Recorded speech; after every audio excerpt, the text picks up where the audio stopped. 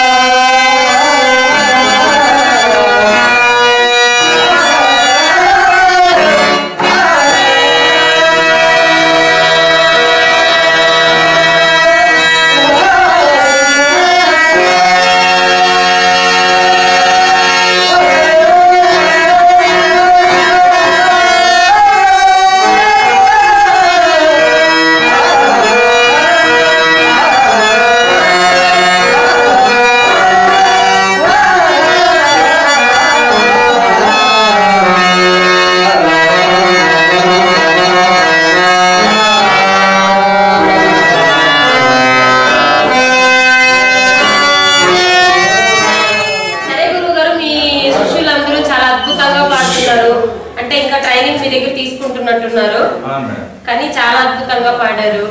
అలాగే మీ కుటుంబ నేపథ్యం గురించి చెప్పండి గురుగారు. కుటుంబం అంటే అంత వ్యవసాయమే మేడం. అన్నగారు అంత వ్యవసాయమే. మీ అమ్మ నాన్న పేరు? మా అమ్మ నాన్న పేరు వచ్చేసి పాతన్న నింగమ్మ. వాళ్ళు చనిపోయారు అప్పుడే. పౌరాణికే తక్కువ అయిపోయింది మేడం ఇప్పట్లో. పౌరాణిక అంటే గవర్నమెంట్ ఏం సాయం లేదు. కళాకారులంతా తగ్గిపోతుంటాయి. ఈ టీవీలు అవి వచ్చి పౌరాణికి ఎక్కువ ప్రాధాన్యత ఇవ్వట్లేదు. సాంఘిక నాటకాలకైతే ఇస్తారు, పర్మిషన్ లేదు. అది మేడం.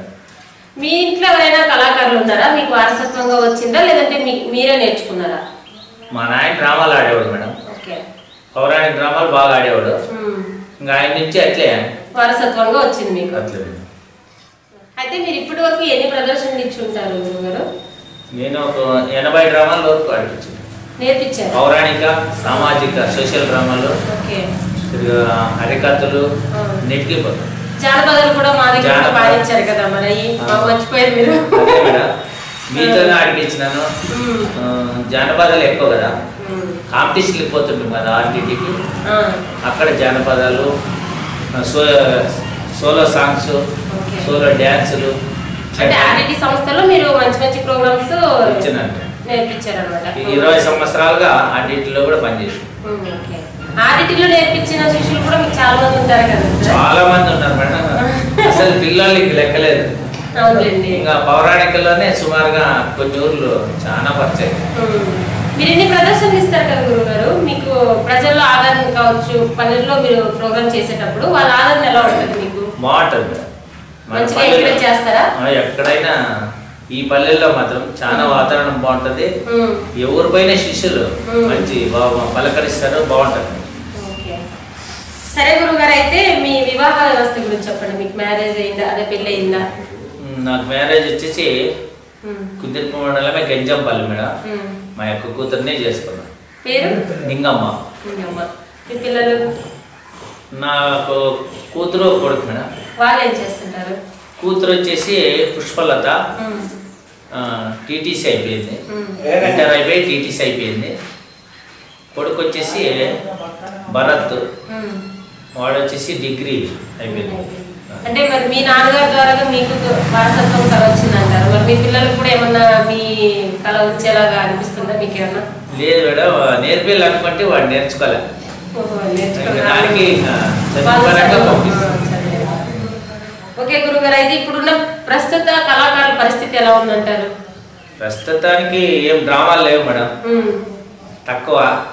నీ సినిమాలు అవి ఇవి చూసేవాళ్ళే కష్టమైపోయింది, ఇంక పౌరాణిక డ్రామాలు ఎప్పుడు చూస్తారు, అట్లా అయిపోయింది పరిస్థితి.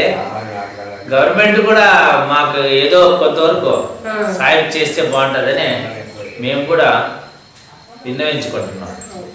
అంటే ముందున్న గవర్నమెంట్ కి ఇప్పుడున్న గవర్నమెంట్ లో మీకు ప్రోగ్రామ్స్ ఎలా వస్తాయి, అంటే ఎలా వచ్చేవి? అప్పుడు బిజీగా ఉండేవాళ్ళు, ఇప్పుడే బిజీగా ఉంటున్నారా? ఇంతకు ముందు కూడా గవర్నమెంట్ ప్రోగ్రామ్స్ వచ్చాయి మేడం, ఇప్పుడు కూడా ప్రస్తుతానికి ఏమీ ఇంకా రాలేదు. వస్తే బాగుంటుంది, కళాకారుని కొంత ఆదరిస్తే బాగుంటుందని నా నమ్మకం. గురుగారు, అయితే మరి దేనికి ఎక్కువ అంటే ఆదరణ ఎక్కువ దేనికి ఉందంటారు? అంటే పౌరాణికం కావచ్చు, సాంఘికం కావచ్చు, జానపదాలు, సాంఘిక డ్రామాలకి ఉంటుంది మేడం ఎక్కువ. ఇప్పట్లో ఈ పరిస్థితుల్లో బట్టి ఈ పిల్లలు అంతా బట్టి సాంఘిక నాటకాలనే ఎక్కువ లైక్ చేస్తారు, ఈ పౌరాణికం తక్కువ చేస్తారు, చూసేదే తక్కువ. సరే గురుగారు, ఇప్పుడు కళాకారుల పరిస్థితి ఎలా ఉందంటారు? కళాకారుల పరిస్థితి అంతంత మాత్రంగానే ఉంది మేడం. తెలంగాణలో బాగానే కళాకారులకి ప్రిఫరెన్స్ ఇస్తున్నారు, మన ఆంధ్రాలో అయితే ఏమీ లేదు, ఏ కళాకారునికి లేదు. కనీసం కళ్యాణదుర్గం కానీ ఇంకోటి కానీ మా ప్రాంతంలో కానీ ఒక కళాకారునికి ప్లాట్ ఇచ్చిన పుణ్యం లేదు, ఏ ప్రభుత్వం వచ్చినా. ఇప్పుడున్న ప్రభుత్వం అన్నా చోళ్ళకి వేసుకొని ఇటువంటి కళాకారులను ప్రోత్సహించి ముందుకు తీసుకెళ్తారని, ముందు రాబోయే పిల్లలకు కూడా ఈ పౌరాణిక అంటే ఏమి, సామాజిక అంటే ఏమి, సంగీతాన్ని పెంపొందించే మార్గంగా ప్రభుత్వం ఆలోచన చేస్తుందని సవినయంగా నేను మనవి చేసుకుంటున్నాను మేడం. సరే గురుగారు, మీకులాగా మేము కూడా అదే ప్రభుత్వాన్ని కోరుకుంటున్నాము, మీరు చెప్పింది కూడా బాగానే ఉంది. సరే గురుగారు, అయితే మీ విలువైన సమయాన్ని మాకు కేటాయించి మీ అనుభవాలను మన ప్రేక్షకుల దగ్గర తెలియజేసినందుకు హృదయపూర్వక ధన్యవాదాలు. ఓకే గురుగారు, మీరు చెప్పిన దానికి కూడా మన నవ్యాంధ్ర టాలెంట్ హెచ్కే కూడా మేము కూడా అదే కోరుకుంటున్నాం. అలాగే మీ విలువైన సమయాన్ని మాకు కేటాయించి మన నవ్యాంధ్ర టాలెంట్ హెచ్కే టీవీ ప్రేక్షకులకు మీ అనుభవాలను తెలియజేసినందుకు హృదయపూర్వక ధన్యవాదాలు గురుగారు. ధన్యవాదాలు. మరిన్ని వీడియోస్ కోసం నవ్యాంధ్ర టాలెంట్ హెచ్కే టీవీని సబ్స్క్రైబ్ చేయండి, అలాగే పక్కనున్న బెల్ ఐకాన్ కూడా క్లిక్ చేయండి. మరిన్ని వీడియోస్ కోసం నవ్యాంధ్ర టాలెంట్ హెచ్కే టీవీని సబ్స్క్రైబ్ చేయండి, అలాగే పక్కనున్న బెల్ ఐకాన్ కూడా క్లిక్ చేయండి.